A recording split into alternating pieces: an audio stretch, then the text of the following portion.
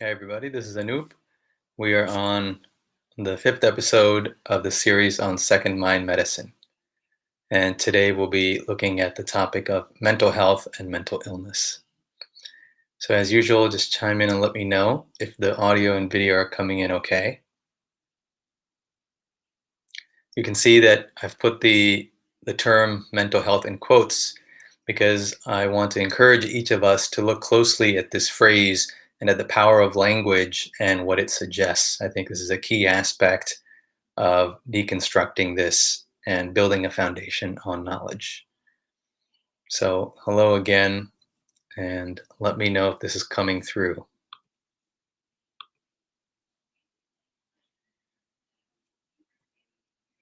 All right, MJ, I see you're there on Twitter. Socorro Rodriguez. Okay, great. Looks like we're coming through okay. And what I'd like to do to get started, since we're looking at this idea of mental health, is just talk about what we're going to do today. What we're going to do is look at our understanding overall of mental health and mental illness, these phrases and what they mean. We're going to deconstruct the foundation under these, and we're going to try to create a new foundation that's based in love and based in understanding. All right. If you look at the understanding of mental health and mental illness, and if you look at the education around this, we will see that probably one of the words that is most commonly missing in talking about this is love, right? Ultimately, when we're talking about what we're calling mental illness, we're talking about suffering. To put it in very simple terms, we're talking about suffering and we're talking about experiences of distress. And so, one of the key things to talk about, to experience, to focus on is also love. So, it is not just a matter of understanding frameworks, which I think is very important, but also the experience of love. So, hopefully, we can keep that as a focus throughout this broadcast, throughout this conversation, as a focus on love as well as understanding. All right. So, how do we do that? Well, first of all, I know that many people are tuning in, at least some people are tuning in because of feeling this suffering and this distress. And so I do want to say if anyone is at wit's end and if anyone needs help, I want to put the information for the suicide prevention lifeline here, which is 800-273-TALK, right? 800-273-8255. And the website is suicidepreventionlifeline.org. Now, I'm not affiliated with the organization, but it seems like they do good work. So if you do need help, please do reach out to them. And with that said, how do we start a conversation about this rooted in love, right? Not just concepts, but in love. Well, I think you just get right to it. So what we're going to start with today is a brief meditation on love, right? How do we bring love to something? We feel it. We bring it out. We emphasize it. We make it a choice. And so that's what we're going to do right now.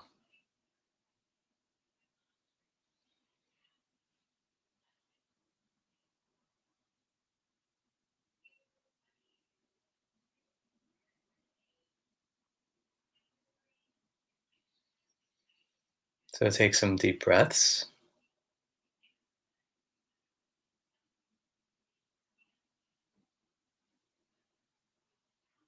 and bring your attention within the body.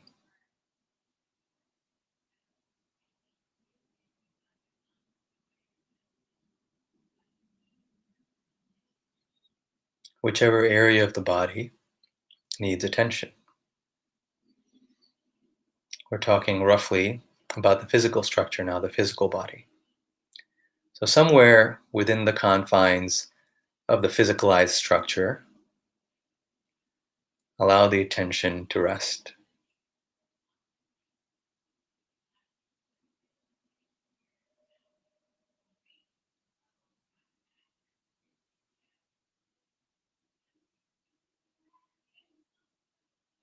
And breathe in and out of this locus of attention.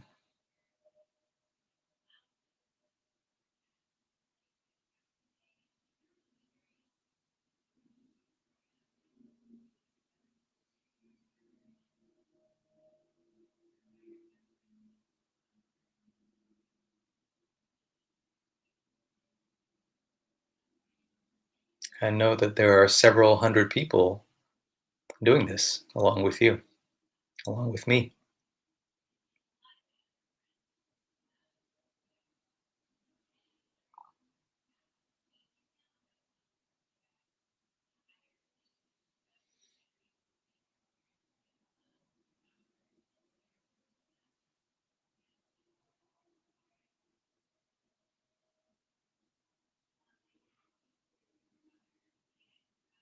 Breathe in the sense of spaciousness.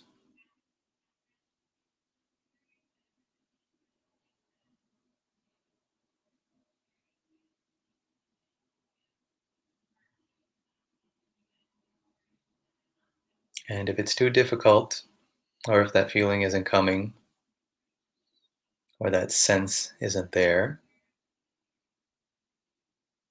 then simply be with us.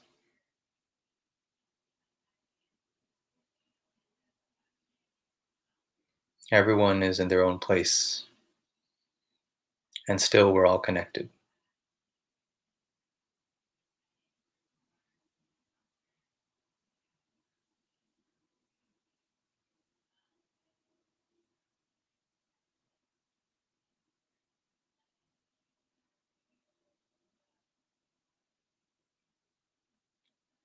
Each of us holding space for ourselves and each other.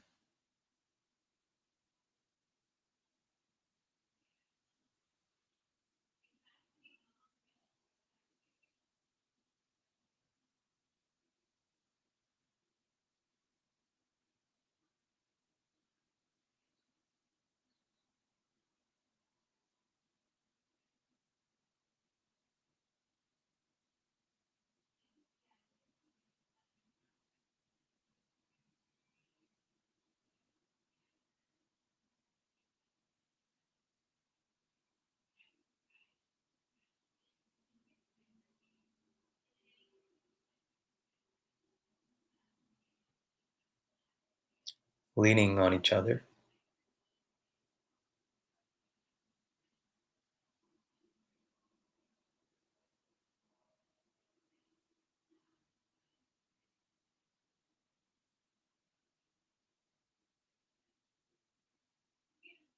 creating for each other.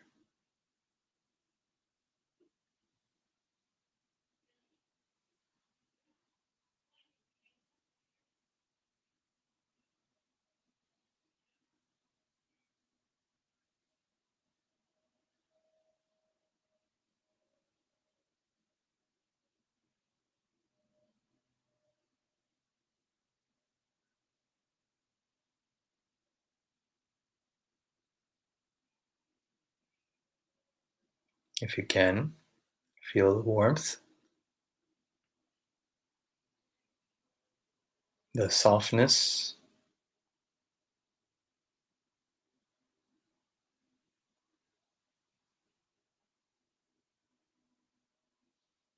the possibility.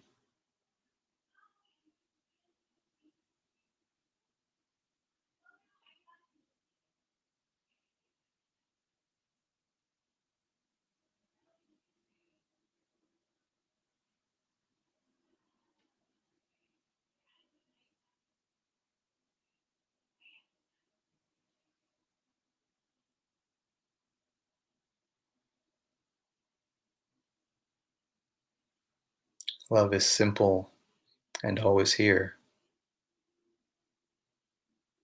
though certainly it may not always be felt.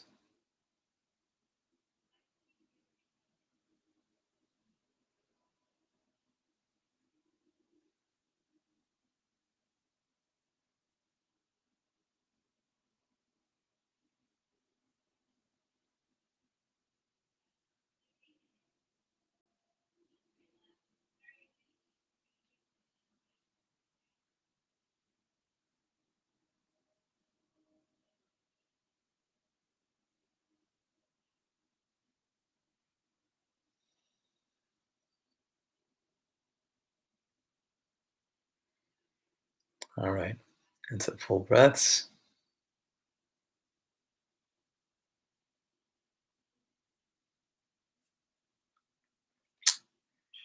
And so I like that, Carol. Loving from France.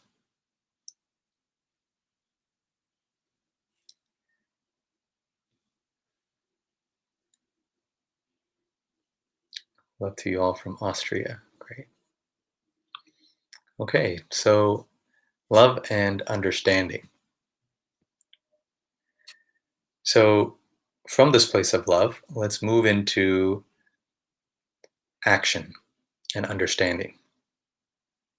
So, let's look at these phrases, mental health and mental illness, and see them through the lens of second mind medicine. So, first, when we talk about mental health and mental illness, of course, what we're talking about is the mind, right? So, if a person comes to the ER, let's say, and they're having a fever and they're having a cough and they're bringing up green sputum and their heart rate's a little fast, their breathing's a little fast, then I might evaluate them, listen to the lungs, hear what their experience is, and at some point I may diagnose pneumonia, right? And say, okay, well, what's going on is there's pneumonia happening. And so they'll say, okay, well, what is that? Right? What is pneumonia exactly? So then I might describe, well, pneumonia is an infection of the lungs. So essentially what we're talking about is a problem of the lungs. Now, if this person goes on and says, okay, well, what exactly is the lungs? Of course, generally we know what the lungs are, but let's just give an example here. Well, what are these lungs that we're talking about? I say, well, the lungs are the organs that help us breathe. They allow us to bring in oxygen, an essential nutrient that the entire body requires. It allows us to get rid of carbon dioxide, which otherwise would be toxic. So it's this kind of filter that brings in what we need, especially oxygen, and sends out what we don't need. That's what the lungs are. Okay, so the patient might say, yes, okay, I see what the lungs are. Can you tell me where they are? And I say, okay, well, the lungs they're here in the thorax. There's a right lung and a left lung, and they're situated on either side of the thorax. And below it is the diaphragm, above it is the neck. You have the chest wall on both sides. So I can tell them where the lung is and what the lung is. So with a problem of the lung, we can do that. With a problem of the kidney, we can do that. With a problem of the liver or of the pancreas or even of the heart, we can do that. But when it comes to mind, and when we say, well, this is a mental illness, if we ask the question, okay, can you tell me what the mind is? Well, at least from a medical standpoint, we're at a loss because we don't know. We don't study this, in fact, the nature of mind, right?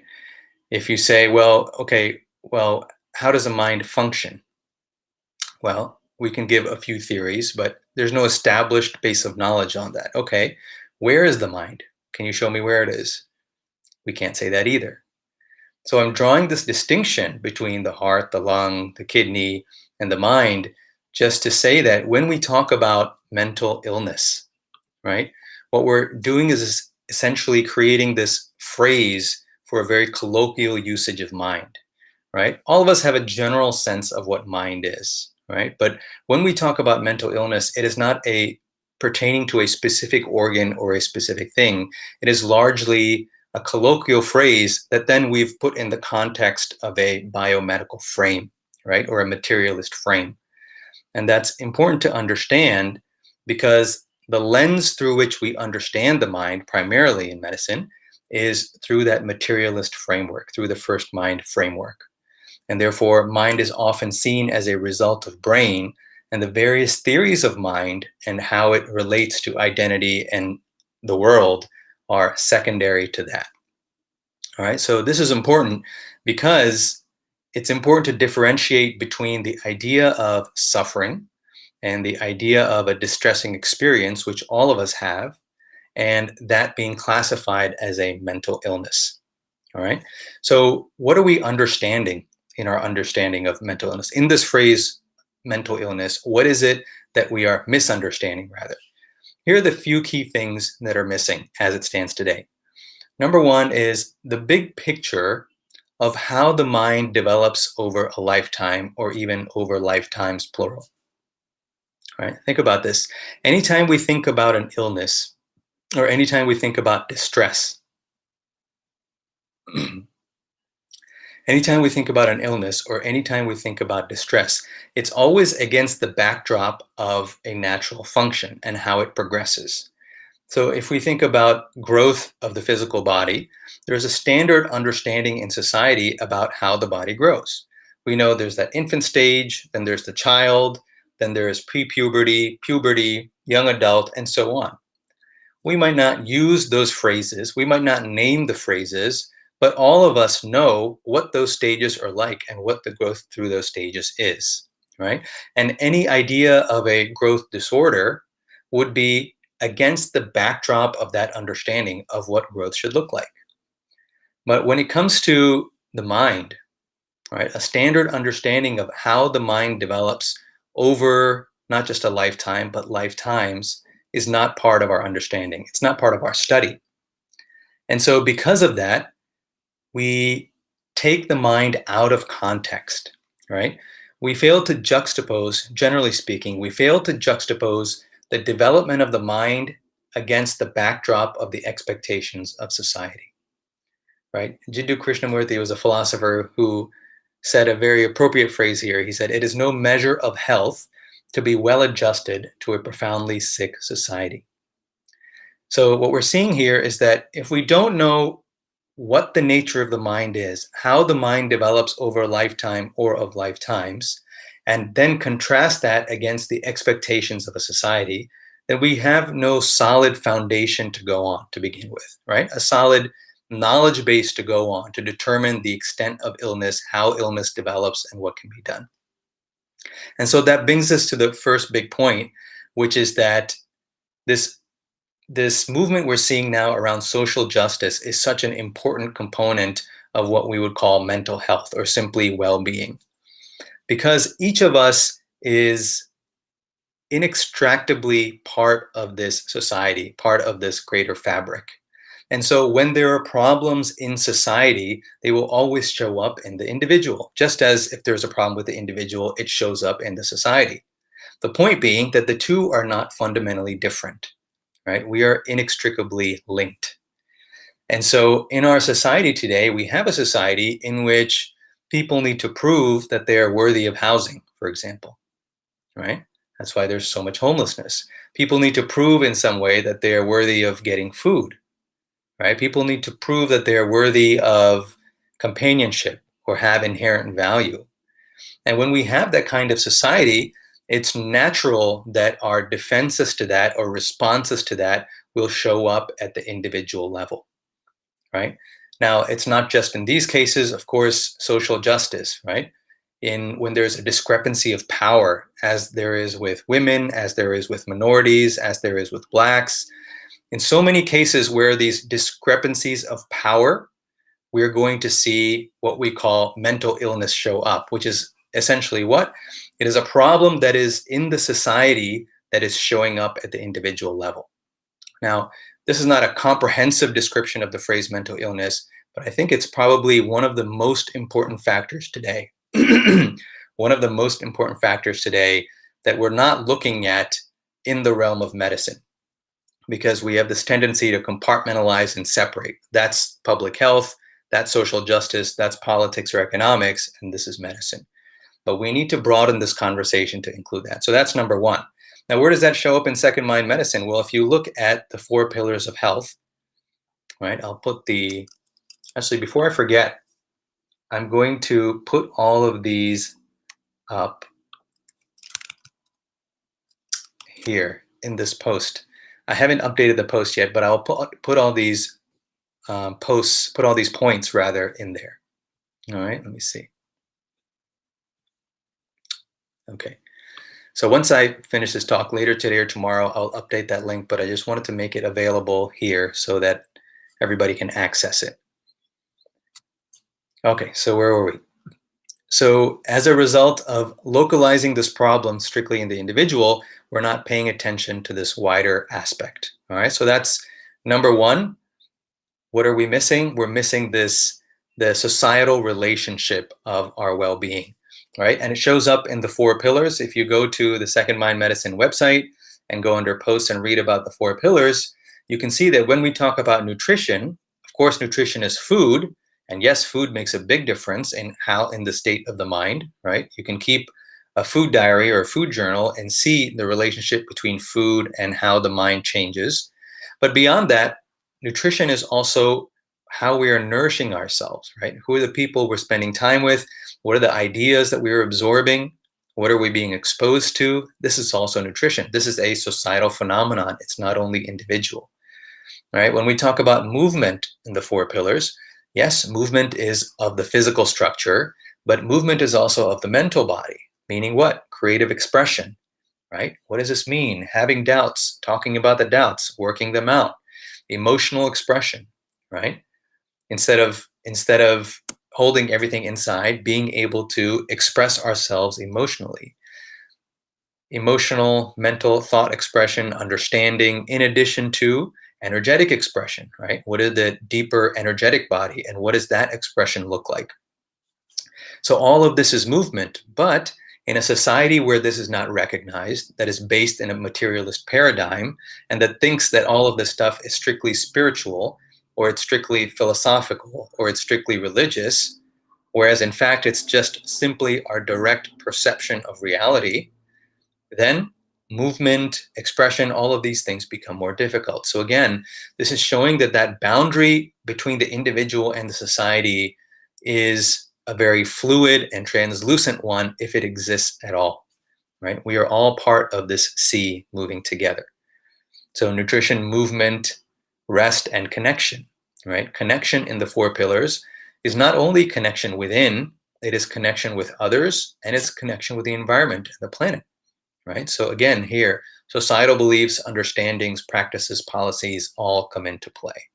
So this first point about understanding how the mind develops over a lifetime and lifetimes, and juxtaposing that with societal practices and beliefs is the key, right? That is probably the biggest factor in addressing what we call mental illness, because in looking at that, we will see just how much we don't know about the mind, right? And just how much our focus has been in a very particular place, whereas this broader focus would probably bring a lot of solutions to the table. So I'm on my notes page here. I'm just going to switch back just to see. Kathy says, are these recorded, available? Yes, Kathy, they're all available here. All the videos are there, and I will update this later. All right. So that's the first point. The second point to talk about in terms of what we're missing is, of course, the five bodies of human anatomy, right? We're missing.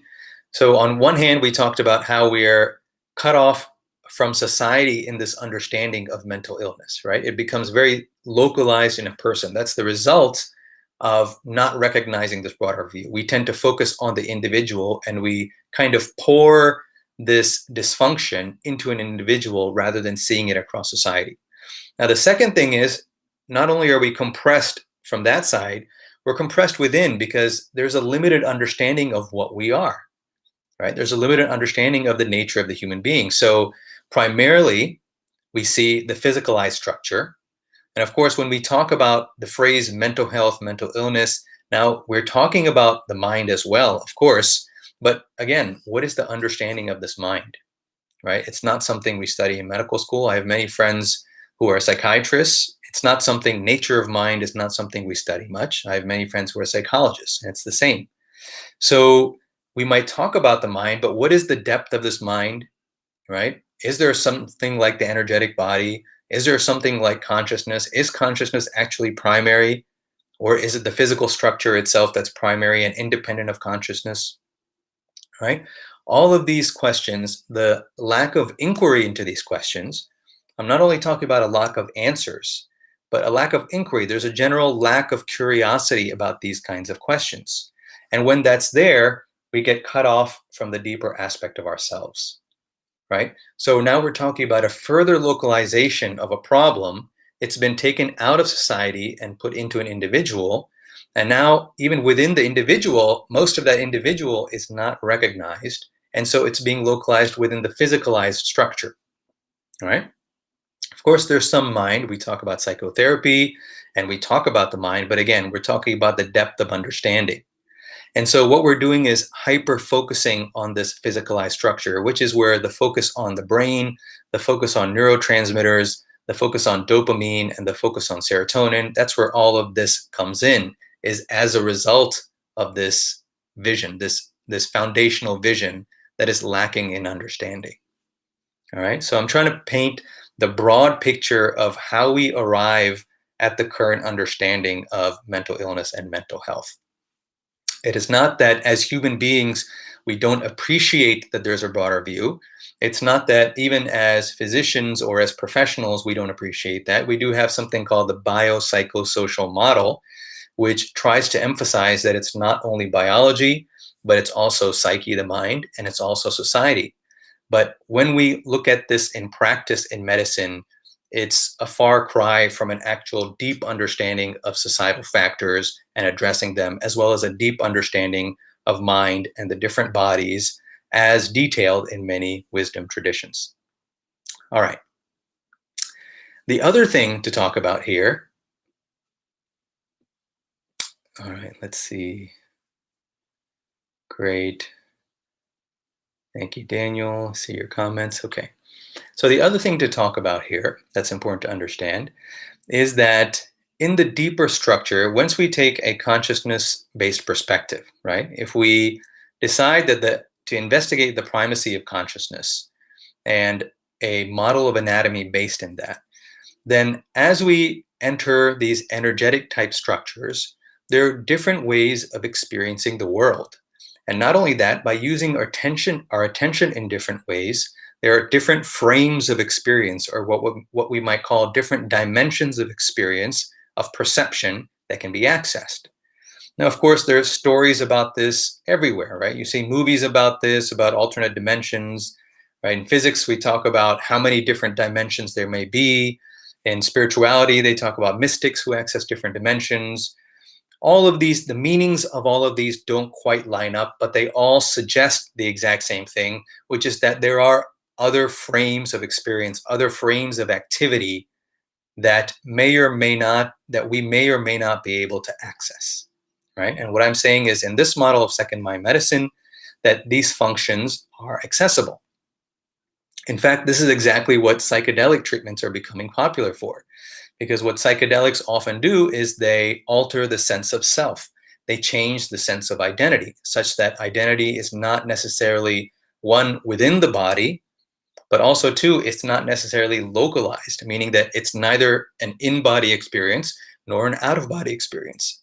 It simply can include or not include the body at all, right? And if you look at what second mind medicine is, it's derived from the three minds framework. And that three minds framework is entirely about this topic. It's about the sense of identity and how it can change, and how, based on the changing of identity, perception changes and our understanding of what the world is and what a lifetime is changes. Right? So, all this to say that in accessing a more complete understanding of human anatomy, there are ways to work with identity to change the fields of perception. And this would completely change at least part of our understanding of what we call psychosis, or what we call hallucinations, right? Hallucinations certainly can be creations of the individual mind. It is possible, right? To avoid some kind of stimulus, to avoid some kind of trauma, or to avoid some kind of situation that's too difficult to face. Certainly the mind can create hallucinations. But then what's to differentiate between a hallucination and a perception that is there that someone else cannot see? This becomes very tricky. And the only way we can start to untangle this is by understanding the full capacity of the mind. All right, so this is the second main point. The first one was understanding how the mind develops over a lifetime, over lifetimes, and juxtaposing that with society and societal expectations. And secondly, understanding the full nature or the full anatomy of being human, and the different functions of that full anatomy and what they suggest, right?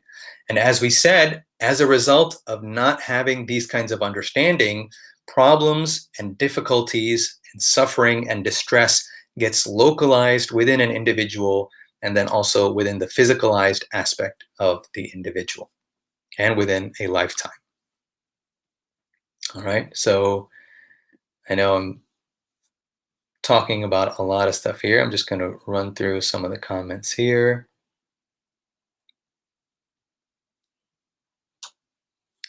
All right, great. Now, the third thing I want to talk about in terms of our understanding is trauma. So, from what I'm seeing, trauma is becoming, and the idea of trauma, the concept of trauma, is becoming an increasingly popular and useful way to understand the mind, to delve into the mind, and to unravel those aspects that are within us that we're not able to access, right? And to ultimately, the point is to increase the sense of ease and decrease suffering. Now, three things I want to add to that conversation about trauma. One is there is a concept of intergenerational trauma, right? That's trauma that's handed down over generations that also affects us as individuals. To that, we need to add the concept of interlifetime trauma, right? The idea that an individual, when we look at the five bodies model, the physicalized structure is the outer layer. It's the fifth body. When the fifth body deteriorates, it is not that the other four bodies disappear, right? When the fifth body deteriorates is what we call death, right? Or when it stops moving altogether, we call this death. But in this model of human anatomy, you can see that the other layers still exist, right? And so when another body grows on, so to speak, when another physicalized aspect grows on, then we call that another lifetime, right? It's not recognized, of course. It's not something that's standard, but this possibility has to be something that we consider. So something that shows up in this lifetime that can seem random, that can seem out of the blue, of course, it could just be in the subconscious mind. It could be something that we haven't looked at. And so by talking to somebody who is skilled at bringing out those aspects, that can help to bring out some of the underlying factors or whatever kind of meaning that we attribute to what is happening in our life. That is certainly helpful.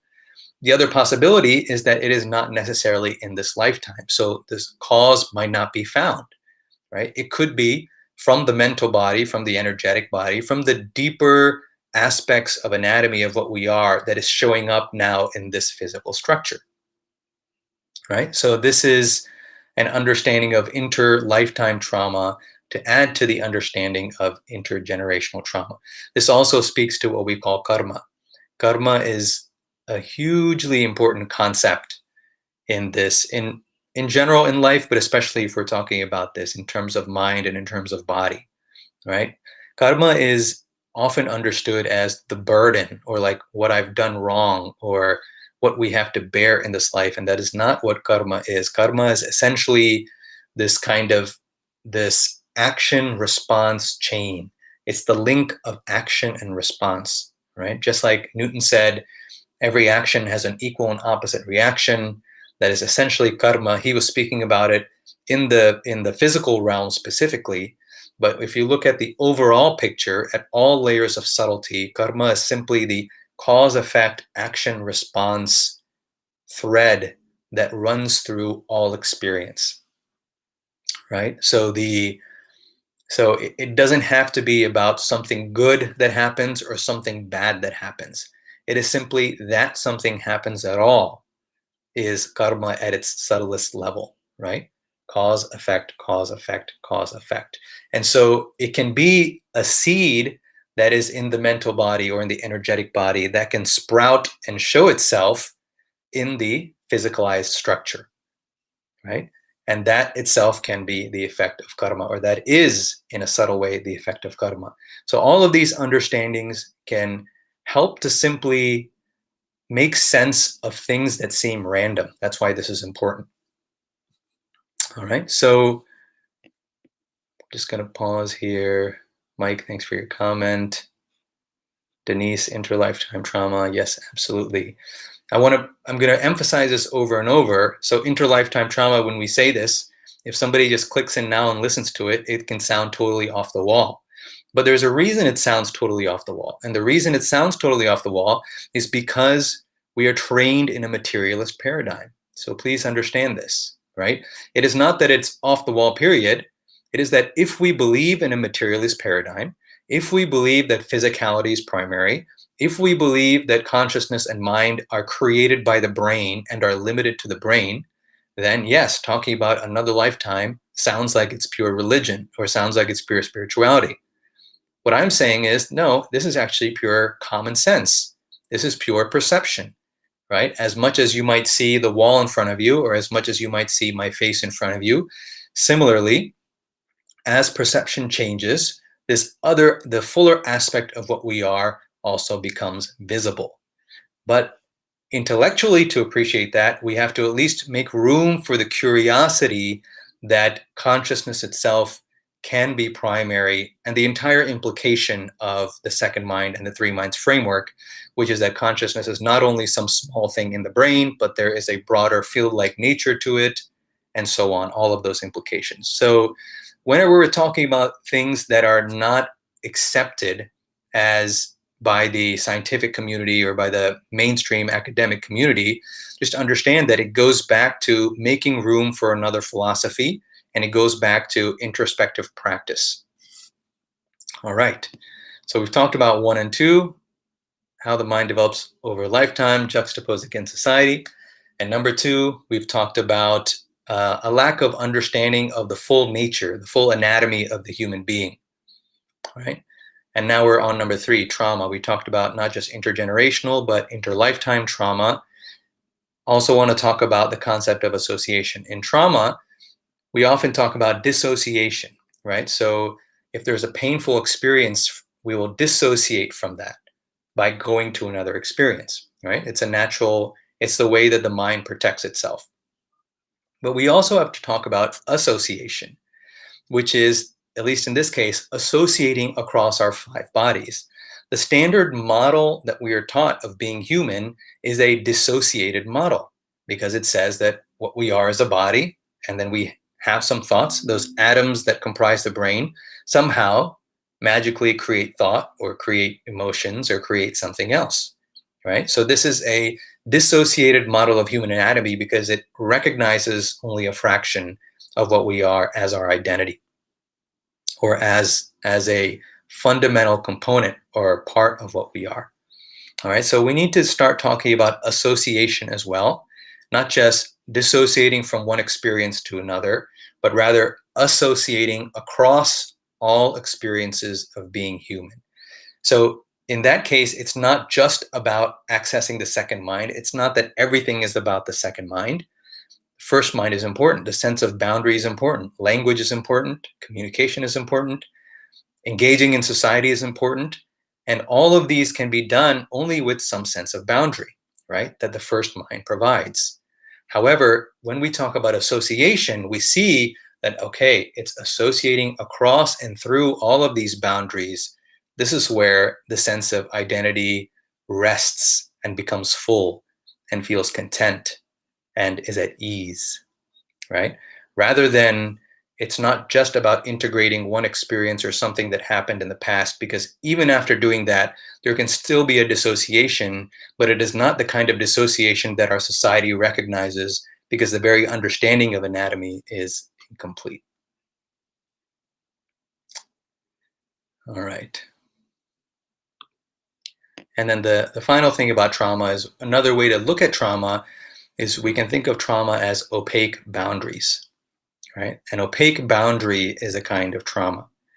So if there's some event that I'm unable to access, or I can't, or I don't want to access, and that boundary is opaque, it's preventing me from accessing some aspect of myself, right? So this, again, creates a kind of dissociation, this opaque boundary, which can be with a particular experience, a particular memory, or it can also be across our identity, as it happens when, for example, the opaque boundary of physicality, and I'm primarily looking at myself as a physical structure, or the opaque boundary between the second and the third body, such that, or sorry, between the third and the fourth body, right? Between the mental and energetic body, there can be an opaque boundary. So that is a kind of trauma or a dissociated experience, right? So just a couple different ways to talk and think about trauma. This is for, I know there are many people here who are specialists in trauma or who work clinically in this field. So just some different ways to think about this. All right. So as a result of these three, right, as a result of this lack of understanding of how the mind may develop over lifetimes, I want to add something here. Is it is not that nobody understands this. I'm not saying that nobody understands this or nobody studies this, but this is not a standard understanding. These understandings need to become standard if we want to address what we're calling mental illness or mental health. Essentially, if we want to address these kinds of distress, these kinds of suffering, then this kind of understanding or some related understanding somewhere in this neighborhood, it needs to become standard. Just as everyone understands generally how the body should develop, at least the exterior of the physical structure, right? How it develops over time. It's not specialized knowledge.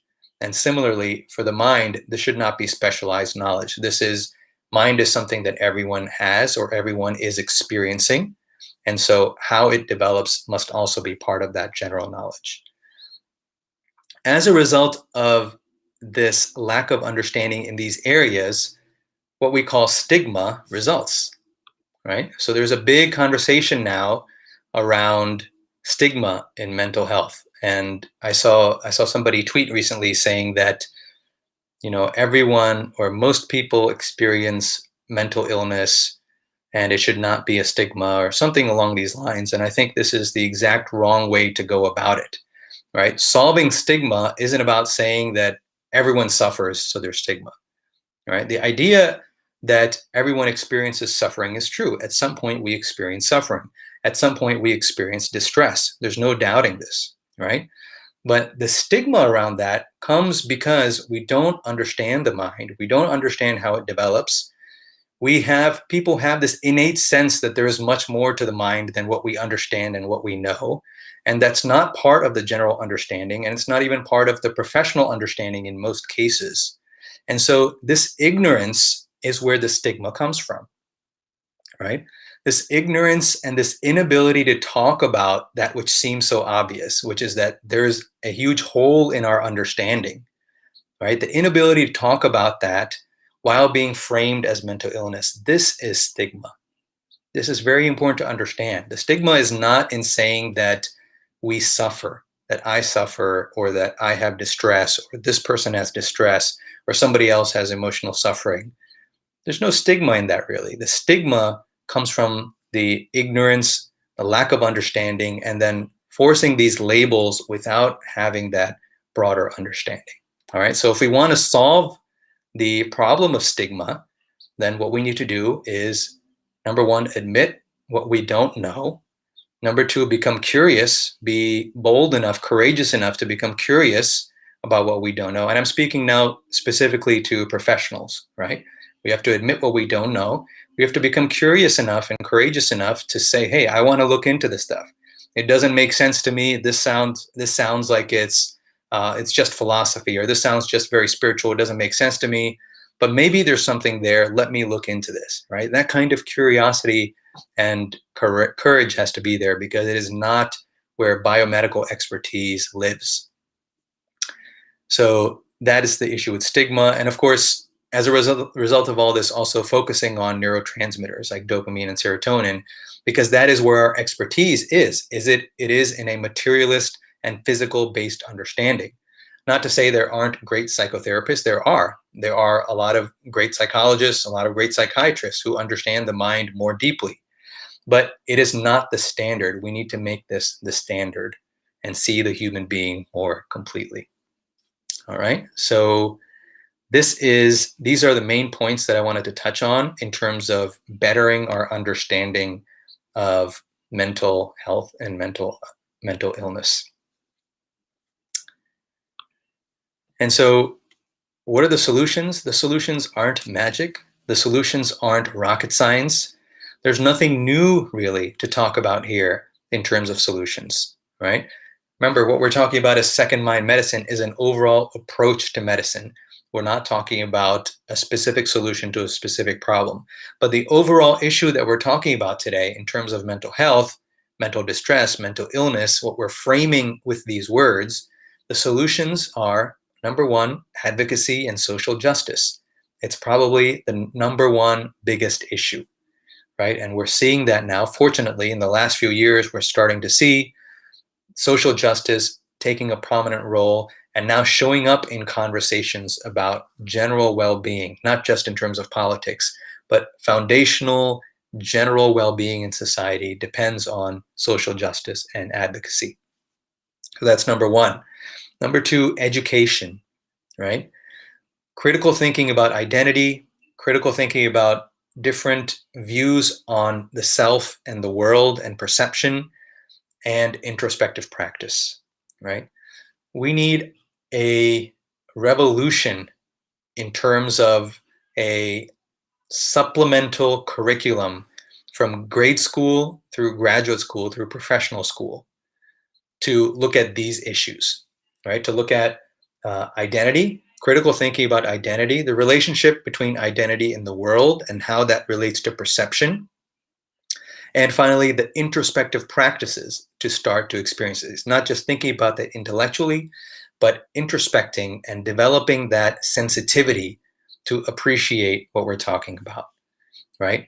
We need some kind of supplemental educational curriculum starting from grade school all the way through graduate and professional school. And I'm not talking primarily about students, I'm talking about for teachers and professors and clinicians.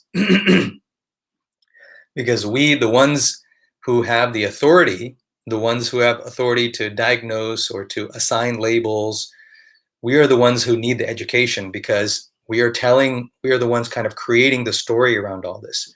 Now there's more balance, of course, with social media and with the internet and with the podcasts and blogs. There's a lot more balance that we're seeing now. But the curriculum has to be for students, teachers, professors, clinicians, everybody. We all need to learn just these basics. And yes, it can be taught in grade school.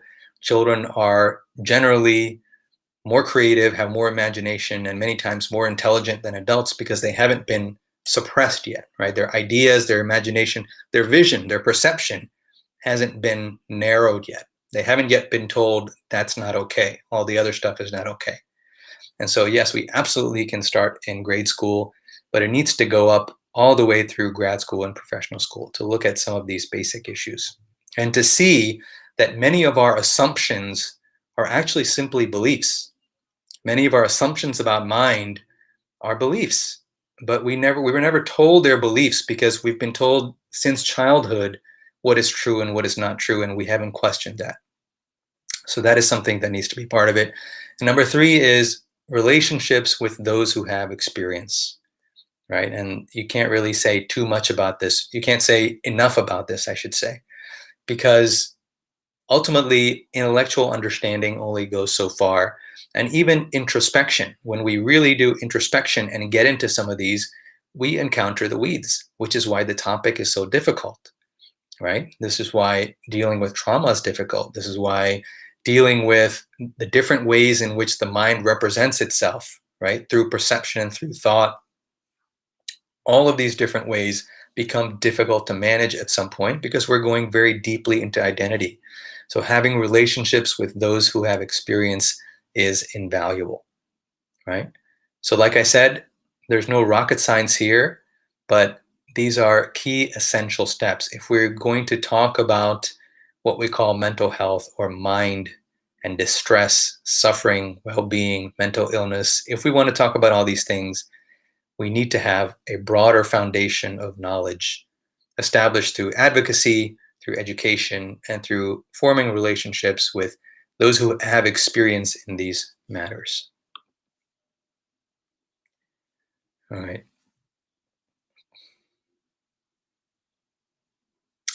Education should include medical school, Jennifer says. Of course, absolutely.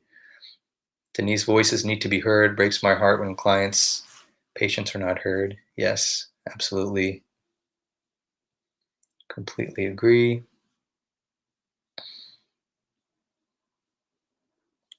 All right. So if there are any questions, let me know. You can write them here and we'll take a look at those next week. And I will update the post Let me just put that in here. This will be the post that will be updated in the next day or so with the key points. All right, so let's stop here and go back. We talked about love and understanding as key in addressing distress and suffering.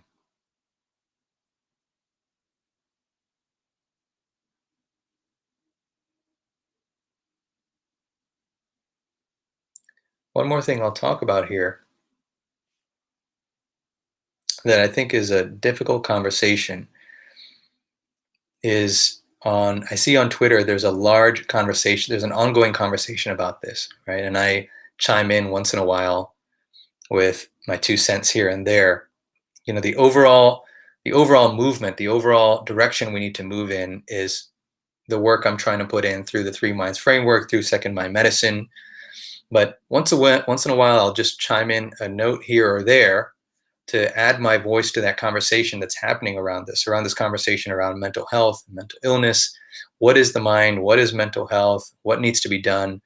And it's a very divisive conversation, right? It's an active conversation. It's often a very antagonistic conversation because, of course, in a professional setting, there is an imbalance in power, right, between the professional and between the client or between the patient, right? And Twitter is one of those places where there's no imbalance. Everyone can say what they think and it can just be put out there. So there's a lot of antagonism there. And what I can say from the professional side, just from knowing my own colleagues, is I can say is that, it's the entire professional expertise is largely built on this biomedical perspective.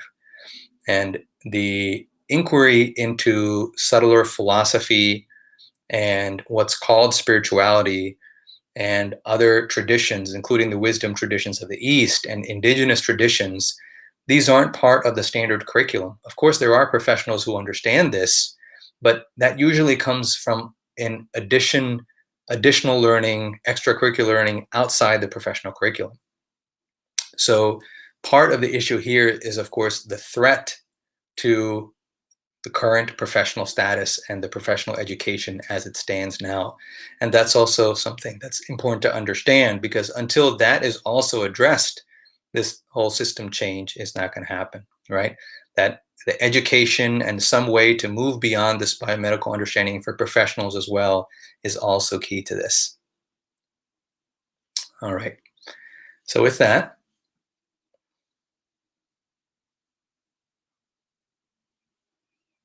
we'll switch off the thoughts for a while.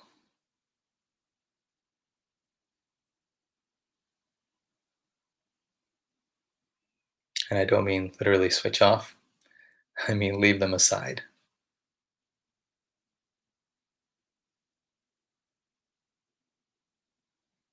And by not giving attention to them, they kind of drift off into the sea.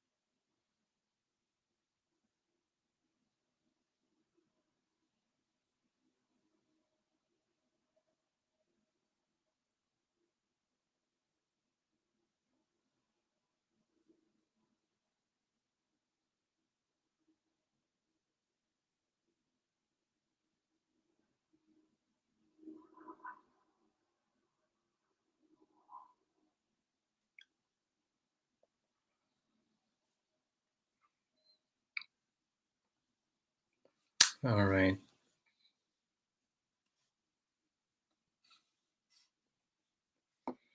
See a couple questions here.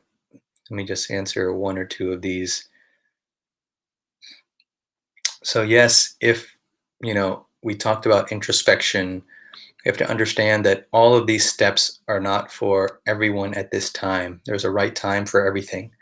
So in terms of introspection, some forms of meditation can actually be distressing depending on the state of the mind at that time, right? In fact, in general, many people think meditation is supposed to go a particular way or certain things are supposed to happen. And if that doesn't happen, it can actually become a form of distress, right? Or when we start to enter the mind more deeply, those aspects that were suppressed or were not seen before start to come up, and that can cause distress. So it's not just a matter of saying introspection and diving in, right? There's a way, there's a time, and that's where what I talked about relationships with those who have experienced this and gone through this, that's where that guidance becomes essential. That's important. And then the question about healthcare professionals. So I think it's always important to be in conversation with the people that are trying to help, with the people that you are looking to for some kind of help or assistance, right? In my view, that's essential. So if you are on some kind of plan or some kind of treatment, talk to your healthcare professional, about your ideas, about what you think may be helpful. I don't suggest making any changes by yourself if you're already on some kind of road, right? Because this has to be done in tandem. It is a process that has to be inclusive and not just by making sudden turns here and there, right? What we're talking about is an overall framework and overall approach that we need in each individual case, of course, where it's accessed, where the five bodies are accessed, where the second mind framework is accessed, is going to be different, and their individual guidance is always helpful. So thank you for joining me. This is a very important conversation, and please share this, and I will see you next week.